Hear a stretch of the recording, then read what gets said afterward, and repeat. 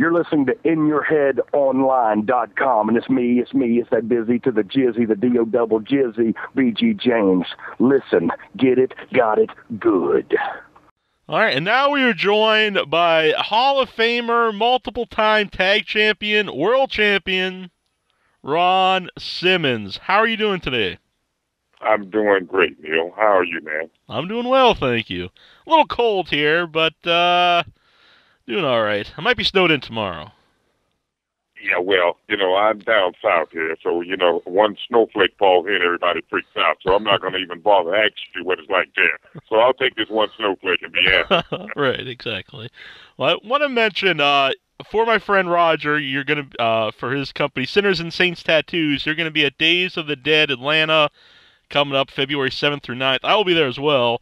And you guys can get all the information. We'll have a link on the website at daysofthedead.net. Now, obviously, you wrestled for WCW, NWA.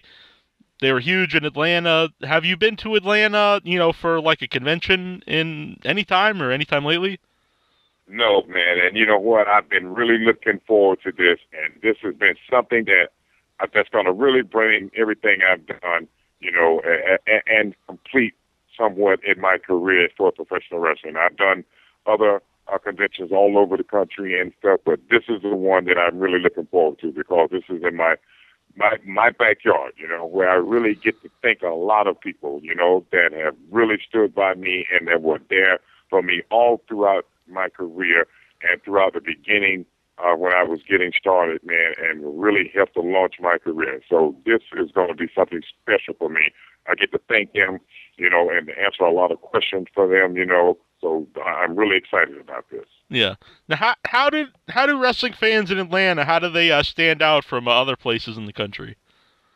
Well, because I think they've got a little bit of, background in history, because you had Georgia Southern Championship Wrestling, Georgia Wrestling, you had NWA, WCW, so there's a lot of roots in professional wrestling here, and I mean, it goes way back, and believe me, when I say we're talking about excited fans, I mean, hardcore wrestling fans. Know the history of it, know the origins of it, know the guys and the different generations of the wrestlers, so the South is really, really a wrestling haven, for people that have, grown up in the business, and in particular Atlanta. So this is going to be really good. It's going to be a really good convention. I'm really excited about it. Yeah. I still want to mention, you mentioned Georgia Championship Wrestling and Wrestling Atlanta stuff. A guy that a lot of people they differ on, but he's really an old school promoter, was Ole Anderson. Just what were your thoughts on Ole? Well, Ole, of course, Ole spoke for himself. He's a hard-nosed character, very tough and rugged. What you saw of him in the ring and his personality was just him, Mm-hmm. I mean, no frills guy, man. Out of the ring as well as in, And I've had nothing but respect for him, because, I pride myself on being somewhat of a man's man. And, I mean, Ole's character was the same way. I really learned a lot from him, a lot of nothing but a lot of good advice from me. So I was, really happy to have had the opportunity to even be in the ring with him at on a couple occasions and to have learned from him. Yeah. Well, what was it like being in the ring with him? Was he your boss at the time you were wrestling him? Yes, right. At one particular time, yes. Oh, it was a learning experience, as well as a tough learning experience, I might add, because it was still somewhat in the learning processes for me. So it was, hey, either you're going to get it or I'm going to beat you into learning what I want you to, to take from this match, and it was something like that, in which later on I grew on to understand that what he was doing then and come to learn that I appreciated what he was doing then. And at that time I wasn't too fond of it, I might add, but as I got on in my career, I understood what he was doing. So I'm really grateful to him. Yeah. Along those lines, you said, later in your career, when you're wrestling guys like the Mean Street Posse, did you try to, teach them some of the same lessons Ole tried to teach you? Well, when it comes to some guys, that you get in there with, sometimes, things have to change, and sometimes it can get very real, okay? Mm-hmm. And that would be like in any other walk of business, you know, you might have a disagreement with something, hey, and you might have to take it to the next level. So sometimes those lessons have to be passed on, good and the bad. Right, exactly. Now, you know, a lot of newer fans would remember you from the APA, and you know, I grew up watching the NWA and WWF. But I'd watch any wrestling I could watch. I always really loved the tag team Doom. And what was Butch Reed like? And I think actually a lot of newer people, younger people, are starting to see how good he was since the Mid-South DVD has come out from WWE. And do you think he's also kind of underrated among some people? Oh yeah, I mean for sure, and I can't tell you, man, what a great partner that it was, you know, and another learning experience for me, you know, and really giving me the ins and outs, you know, on a lot of things that I wasn't, you know, quite up to date on, and I can't tell you what a very good connection that we grew on to have. You know, it got to the point to where we could tell each other's actions, what we were thinking. You know, that's the kind of connection that they've grown to be. And I mean, he's very underrated when it comes to, you know, his mechanics, his wrestling ability, and just being an athlete overall. So, you know, yes, I would agree to you. Very much underrated. Mm-hmm. Do you still have the Doom mask? Oh, yeah. Hey, you know, one could never guess who I was. You know, I was only like among 5 other African Americans there, so who would ever guess that it was me and Butch, huh? Right. That's like, I don't think it's Kamala, but yeah. Yeah, that's for sure, right? Now, this is a horror movie convention, and but they have all different kinds of guests. They have musicians and horror actors, everybody. But I do have to ask you, what is your favorite horror movie? You know, when it comes to there are two that stand out to me, and that would also be The Exorcist and Omen. Mm-hmm. You know, and those are like that I would say somewhat horror to me, because I'm not really into like the you know, the Friday the 13th or anything of that nature. So I like something with a little bit of a storyline, and that's my intellect. I'm not just too much into all the cut off the legs, arms, and that kind of gory kind of stuff, you know. So I guess about The Omen and The Exorcist will be about as close as it will come to horror for me. Yeah, those two excellent films, and they kind of fit in when you're with The Undertaker. Very similar themes. Absolutely right. Oh, and man, just mentioning that was another great highlight you know, in my career. You know, what a privilege that was to work with him.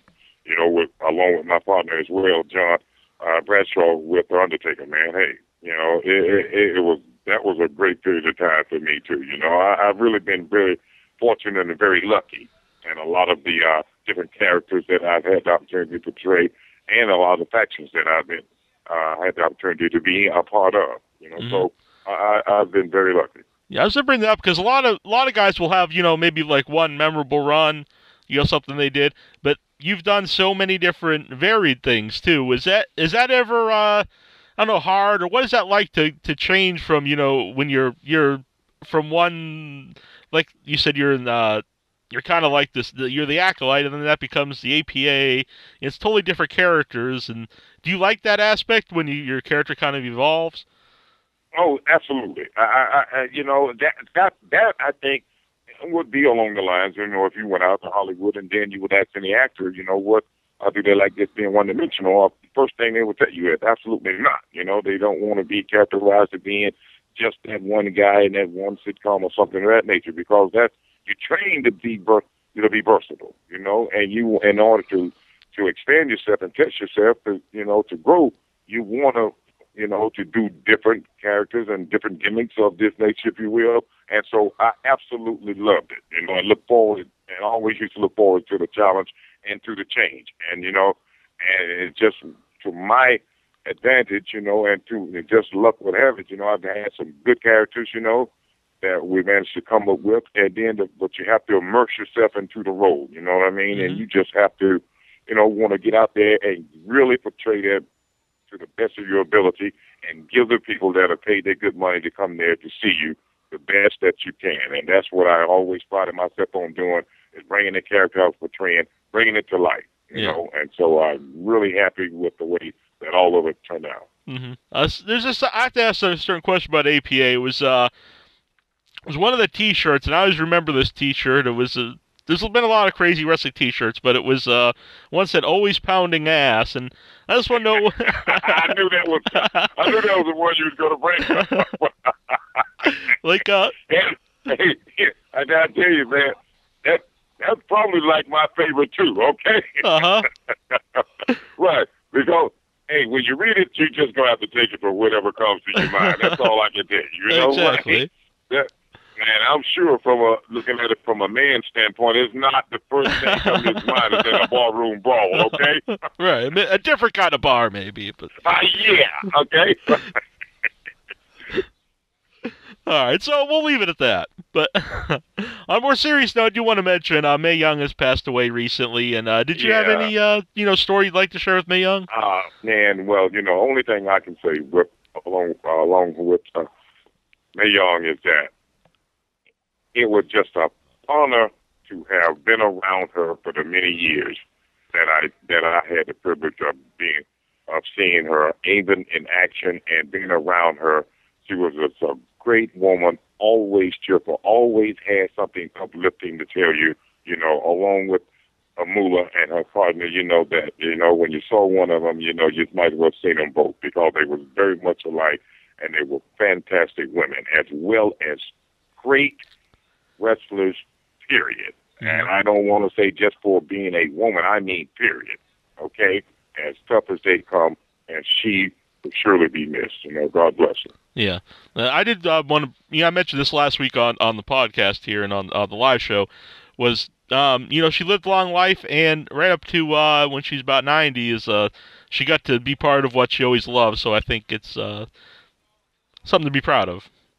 Absolutely, man. There's not many of us, even in this business, yet long in life, get to live a fruitful life and then to get to the ripe age of her. And then, the one thing that impressed me about her is that, man, she was still working in the ring until up in her 80s. Can you believe that? Mm-hmm. Right. So that gives you something, that tells you something about, the character of her and, just the woman herself and the spirit of her, you know? Yeah, one of the most memorable characters of the Attitude Era. Absolutely, man. Absolutely. Fantastic lady. God bless her. Along with yourself, and if you're in Atlanta, February 7th through the 9th, or if you're not, you should come out because there's all kinds of stuff going on at daysofthedead.net. Check it out, Days of the Dead. I'll be there, and you can see Ron Simmons, and you can see there's all kinds of actors, directors, there's events, there's panels, there's costume contests, all kinds of stuff going on, and I'm really looking forward to meeting you there and everyone else. Absolutely, Neil, and I can't thank you enough, man, for having me on, and I'm really looking forward to meeting you as well, and I got to say to everyone out there that's listening, hey, this is going to be really good time for everyone, and I'm really looking forward to seeing all of the people for once now in my hometown here of Atlanta, and to be able to say thank you in person. So come on out and let's have a great time. Hey, gang, it's the Total Package Lex Luger, and you're listening to InYourHeadOnline.com. Don't miss it.